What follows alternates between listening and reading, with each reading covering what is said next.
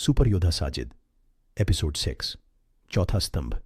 प्रतिबंधित ज्ञान। साजिद अब उस दिशा में बढ़ रहा था जहां न नक्शा काम आता था न तर्क। उसके सामने थी मौन घाटी, जहां कहा जाता था हर शब्द एक बलिदान मांगता है, और उस घाटी के अंतिम छोर पर था चौथा स्तंभ। यह स्तंभ बाकी स्तंभों से भिन्न था। न वहां रक्षक थे, न ही कोई शक्ति की आभा, बस एक ठंडी रहस्यमयी ऊर्जा जो प्रतीक्षा कर रही थी एक विशेष आत्मा की। साजिद जैसे ही उसके पास पहुंचा, उसके मन में एक अजीब सी खामोशी छा गई। क्यों बुलाया गया मुझे यहां? उसने मन ही मन पूछा। तभी स्तंभ की सतह से कुछ उभरने लगा। प्राचीन लिपि में लिखा एक शिलालेख। स्वागत है उस योद्धा का जिसने स्वयं को खोकर फिर से पाया। यह चौथा स्तंभ है, मृत रैंकों और प्रतिबंधित शक्तियों का द्वार। साजिद चौंका। मृत रैंक? क्या वो रैंक जो अब अस्तित्व में नहीं? नहीं, एक धीमी आवाज आई। वो रैंक जो अब छुपा दी गई है, क्योंकि वे शक्ति को भी नियंत्रित कर सकती थीं। और तभी स्तंभ से निकला एक नीलवर्ण द्वार, जिसके भीतर थी एक कक्षा। पुराने समय के शक्ति स्वामी वहां ध्यानमग्न अवस्था में प्रतीत हो रहे थे, लेकिन वे जीवित नहीं थे। वे थे शक्ति अवशेष, यानी वो चेतनाएं जो अपनी अंतिम ऊर्जा यहां छोड़ गई थीं। एक चेतना ने साजिद को पुकारा। तू कौन है जो अब तक 8 रैंक की सीमा में है, फिर भी यहां तक पहुंचा? मैं बस सच्चाई चाहता हूं, साजिद बोला।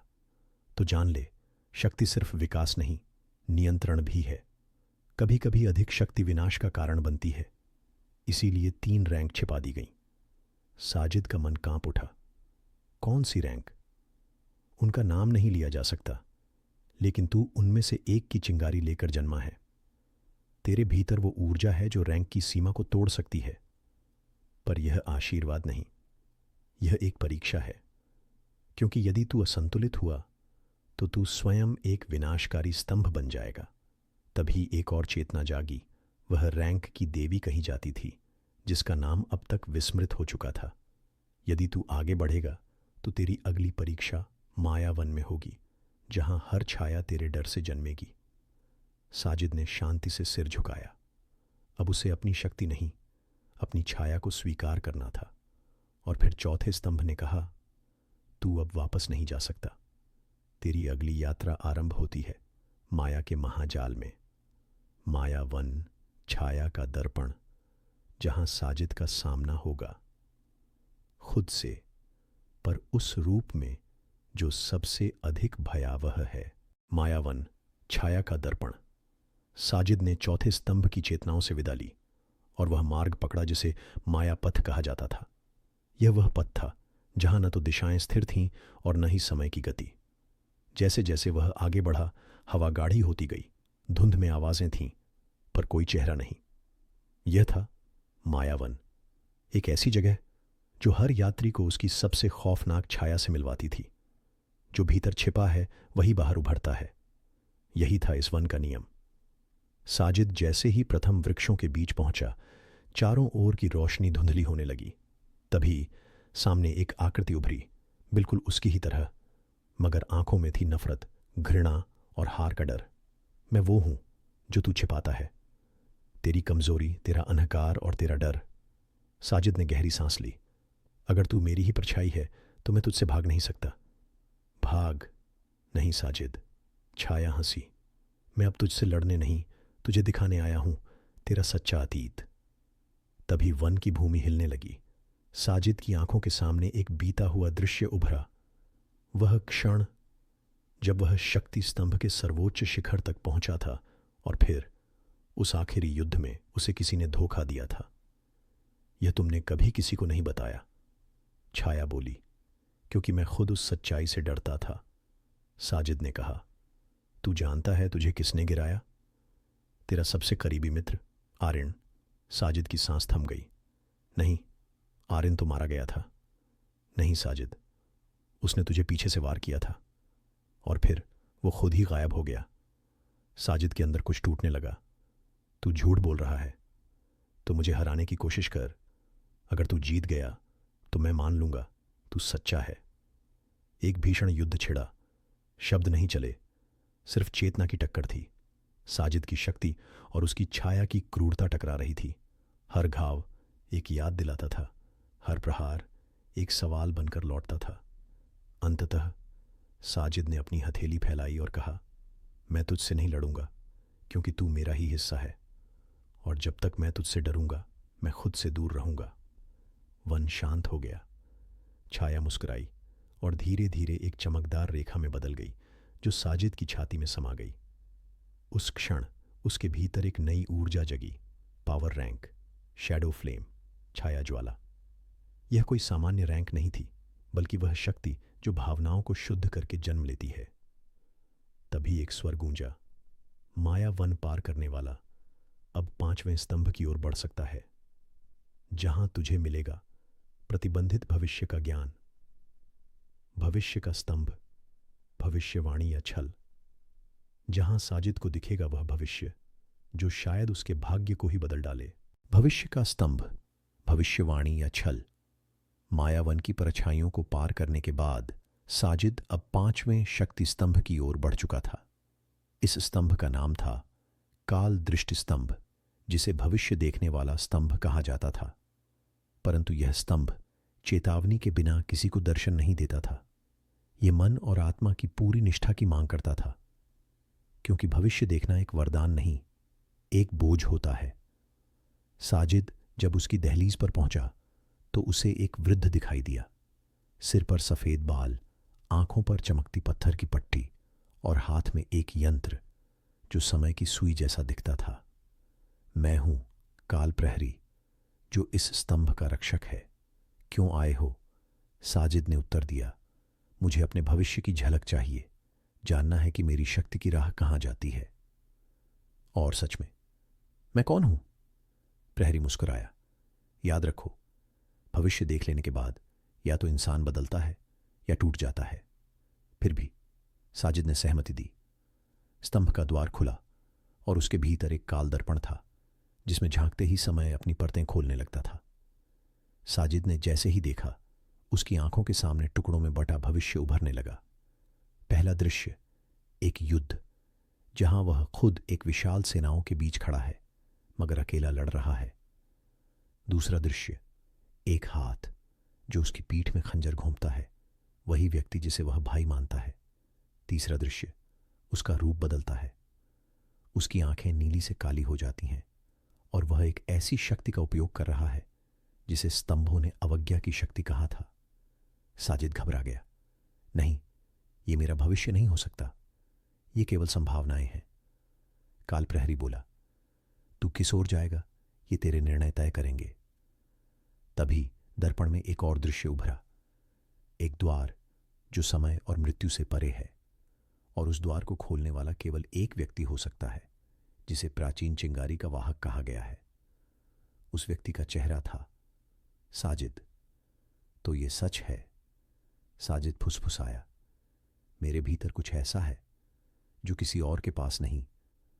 काल प्रहरी ने अंतिम वाक्य कहा, अब तू जानता है, तेरी राह में विश्वासघात है, युद्ध है, पतन है, पर यदि तू दृढ़ रहा तो तू शक्ति के उस रहस्य तक पहुंचेगा जो अब तक सिर्फ कथा माना जाता था। जैसे ही साजिद बाहर आया, उसके भीतर एक नई दृष्टि जन्म ले चुकी थी।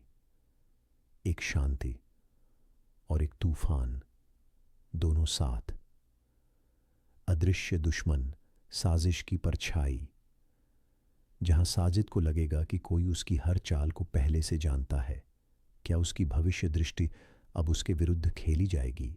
अदृश्य दुश्मन, साजिश की परछाई। साजिद अब शक्ति की अगली सीढ़ी पर था, लेकिन काल दृष्टि स्तंभ में देखे भविष्य के टुकड़े उसके मन में हलचल मचा रहे थे। भविष्य में मैं अकेला लड़ रहा हूं और कोई मुझे धोखा देगा। क्या यह सब टल सकता है? पर जवाब अभी नहीं थे, और हर उत्तर से पहले आता है इम्तिहान।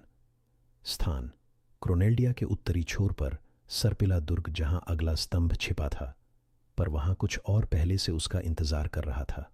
रात थी, साजिद जंगल पार कर रहा था। तभी एक विस्फोट हुआ और अगली ही पल उस पर कई शैडो वॉरियर्स ने हमला कर दिया।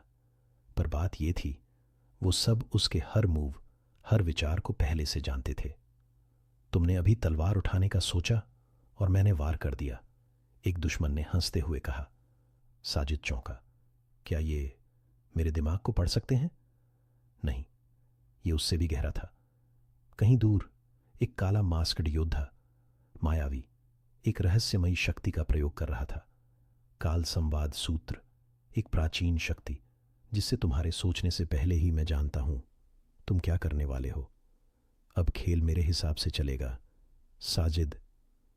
साजिद अब चारों ओर से घिर चुका था, पर उसने मंत्र मुक्ति द्वार की चिंगारी को याद किया। वो लपट जो डर में नहीं, इरादे में जलती थी। उसने अपनी ऊर्जा को केंद्रित किया और पहली बार शैडो बर्स्ट मूव का प्रयोग किया, एक ऐसी चाल जो केवल एडेप्ट रैंक से ऊपर के योद्धा कर सकते थे। विस्फोट हुआ, सारे शैडो वॉरियर्स चकनाचूर हो गए, पर एक तीर उसके कंधे में आ लगा। ये चाल डेव रैंक के रक्षक ही करते थे। एक छाया बड़बड़ाई और मिट गई। साजिद थक गया था, पर अब उसे एहसास हुआ कि कोई कहीं से उसे बाहर से कंट्रोल कर रहा है। वह एक शिला के पास रुका और वहीं उसे मिला एक चिन्ह जिस पर अंकित था एक शब्द, रैंक 9 वॉइड मार्क्ड, और ये अब तक के पावर सिस्टम में कहीं दर्ज नहीं था। ये कौन सा रहस्य है? साजिद फुसफुसाया। शून्य का रहस्य, छिपा हुआ 9वां रैंक। क्या रैंक 9 कोई ऐसा द्वार है जो शक्ति स्तंभ से भी बाहर की किसी शक्ति से जुड़ा है? और मायावी कौन है? क्या वह सचमुच साजिद का ही एक छिपा हुआ भविष्य है? शून्य का रहस्य, छिपा हुआ 9वां रैंक। साजिद अब उस चिन्ह के सामने खड़ा था जहां लिखा था रैंक 9 वॉइड मार्क्ड। वो रैंक जिसका उल्लेख अब तक की किसी शक्ति प्रणाली में नहीं था। वॉइड मार्क्ड, ये तो मेरे सामने कभी नहीं आया। क्या ये कोई छिपी हुई शक्ति है? चिन्ह से एक रहस्यमय ऊर्जा निकल रही थी, न गर्म न ठंडी, बस एक खालीपन जैसा एहसास। क्रोनेल्डिया में बुजुर्ग जेन, शक्ति स्तंभों का जानकार, उसी क्षण चौंक उठा। वॉइड मार्केट का जागृत होना, क्या वो क्षण आ गया है जब इतिहास खुद को तोड़ देगा? उसने एक प्राचीन पांडुलिपि खोली जिसमें दर्ज थी एक चेतावनी। यदि कोई साधक वॉइड मार्केट की सीढ़ी चढ़ता है तो या तो वह सृष्टि को नया आकार देगा या उसे शून्य में गिरा देगा। दूसरी ओर साजिद उस चिन्ह को छूता है और एक भयानक कंपन से सब कुछ हिल उठता है। उसे एक दिव्य दृष्टि मिलती है जहां वह खुद को एक खाली ब्रह्मांड में देखता है, जहां सिर्फ एक स्वर गूंजता है, तू शक्ति से भाग नहीं सकता क्योंकि तू स्वयं शक्ति का रचा गया विरोधाभास है। एक अनदेखी आकृति प्रकट होती है, काले वस्त्रों में लिपटी, चेहरा अदृश्य। मैं वॉइड मार्केट का पहला स्वामी था और अब तुझे मेरी जगह लेनी है। तेरे भीतर एक शक्ति है जो न स्तंभों से जुड़ी है न रैंकों से। ये शक्ति निर्मूलता की है, शून्यता की। इससे तू किसी भी शक्ति को अनदेखा कर सकता है। साजिद चौंका। पर क्यों? मैं कौन हूं? मुझे ये सब क्यों दिया जा रहा है? आकृति बोली, क्योंकि तू ही वह है जो शक्ति को नई परिभाषा देगा। शक्ति को बांटना या दबाना नहीं, उसे संतुलन में लाना तेरी नियति है। अचानक साजिद की चेतना लौट आई। वो जगह अब शांत थी, पर उसके अंदर वॉइड मार्क्ड की पहली छाया जाग चुकी थी।